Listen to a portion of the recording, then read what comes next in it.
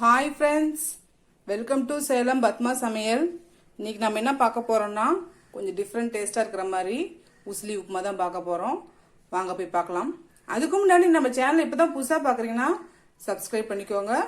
பக்கத்தில் இருக்கிற பெல் பட்டனையும் கிளிக் பண்ணிக்கோங்க. இப்போ இதுக்கு தேவையான பொருள் பார்த்தீங்கன்னா ஒரு கப் அளவுக்கு பச்சரிசி எடுத்து வச்சிருக்கேன். அதே கப்பில் அரை கப் அளவுக்கு பாசிப்பருப்பு, 3 டேபிள் ஸ்பூன் அளவுக்கு தேங்காய் துருவல், பெரிய வெங்காயம் ஒரு சின்ன சைஸு கட் பண்ணி வச்சிருக்கேன். அதுக்கப்புறம் 1 டேபிள் ஸ்பூன் கடலைப்பருப்பு, உளுத்தம்பருப்பு 1 டேபிள் ஸ்பூன், துவரம்பருப்பு 1 டீஸ்பூன், அரை டீஸ்பூன் கடுகு, உப்பு ஒரு 1.5 டீஸ்பூன் அளவுக்கு, பெருங்காயம், காஞ்ச மிளகாய் 3, கருவேப்பிலை 2 கொத்து. பாருங்க, முதல்ல இந்த அரிசி பருப்பையும் தண்ணி ஊற்றி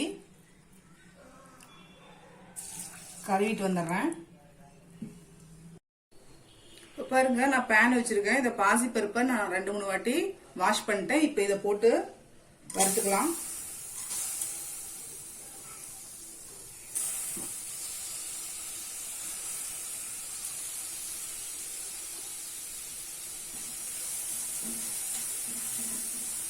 மீடியம் ஃப்ளேம்லேயே வச்சு வறுத்துக்கலாம்.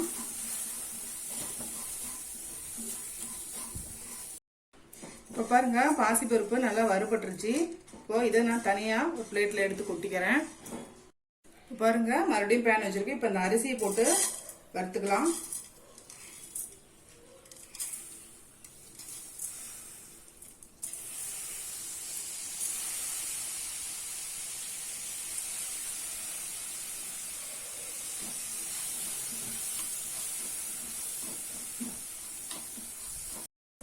இப்ப பாருங்க, அரிசி வறுபட்டுருச்சு.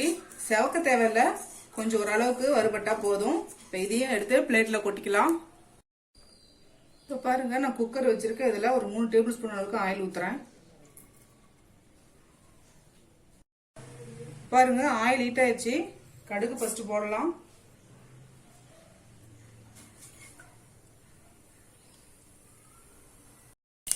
கடலைப்பருப்பு,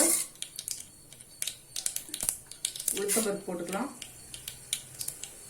இது கொஞ்சம் செவக்கட்டும். துவரம்பருப்பு போடலாம். அப்போ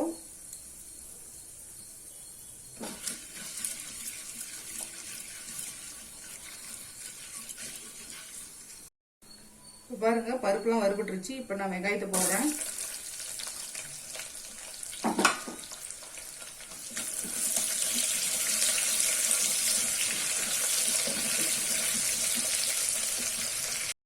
இந்த காஞ்ச மிளகாயை கருவேப்பிலையும் போட்டுக்கலாம்.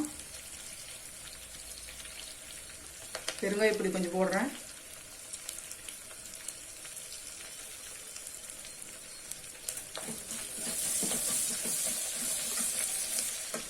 உப்புலேயே கொஞ்சமா போட்டோம்னா இந்த வெங்காயம் கொஞ்சம் நல்லா வதங்கும். சரி, அதில் உப்பு ஏறின மாதிரி இருக்கும்.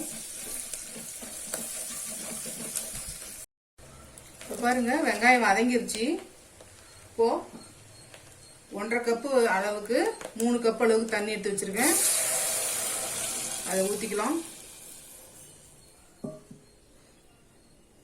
பாக்கி உப்பு போட்டுக்கலாம். இப்ப தண்ணி கொதிக்கட்டும். தண்ணி கொதிக்க ஆரம்பிச்சிருச்சு. இப்போ தேங்காய் துருவல் போட்டுக்கலாம். இப்போ இந்த ஸ்டேஜ்ல உப்பு செக் பண்ணிக்கோங்க. உப்பு பத்தலைன்னா பார்த்து போட்டுக்கோங்க. இப்போ நம்ம இந்த அரிசி பருப்பை போட்டுக்கலாம்.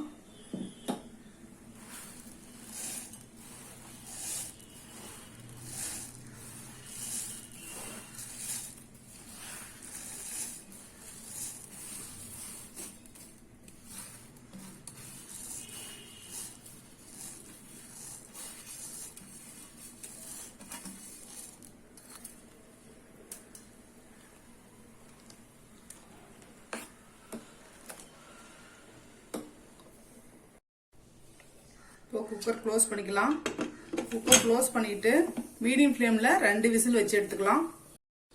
இப்போ ஓபன் பண்ணி பார்க்கலாம்.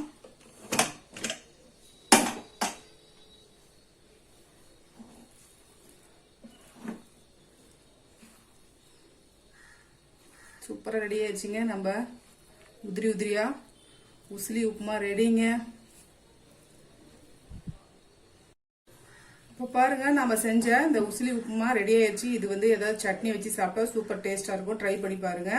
இந்த வீடியோ உங்களுக்கு பிடிச்சிருந்தாக்க லைக் பண்ணுங்க, ஷேர் பண்ணுங்க, கமெண்ட் பண்ணுங்க.